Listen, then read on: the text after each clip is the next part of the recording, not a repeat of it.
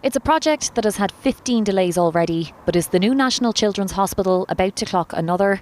Comments from the Health Minister this morning don't inspire confidence in the latest deadline. The single biggest concern I have at the moment is with BAM, is with the fact that there are half the number of contractors on site than there had been at the end of last year, that we have provision to pay BAM €10 million a month, from which they've been drawing down, my most recent information, about €2.83 million. There was 800 to 900 contractors routinely on site every week at the end of 2024. There's now 400 to 500, and that the work is not being done in a logical and sequential way.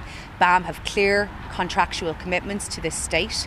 The state will enforce those contractual commitments, and we will not be held by anybody. BAM said it was disappointed by the comments, claiming her remarks indicate she's only received partial information. It said the project is more than 99% complete, and due to the specialist nature of the commissioning work underway, BAM says it's entirely normal that there were fewer personnel on site, claiming the majority of the remaining work on the project relates to changes for which BAM has not received payment.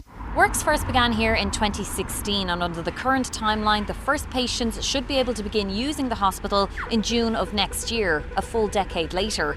But if the deadline of finishing this hospital by September 30th is delayed, that could also delay the opening of this €2.2 billion hospital. Oh, I think there's a very real prospect that it will be delayed. We can't have governance via microphone. We need to hear from the government about what they're doing to get BAM into a room to ensure that we have no war of words. This is a deliberate tactic from the minister, a minister who's probably looking at missing the target once again in terms of the completion of this project, and is trying to look at, say, well, it's not my fault, it's somebody else's fault. The public don't care. The public want this government to get its act together, to get this project under control. Today's update on the much delayed hospital leaves the country with more questions than answers, just 1 month before the build is supposed to be completed.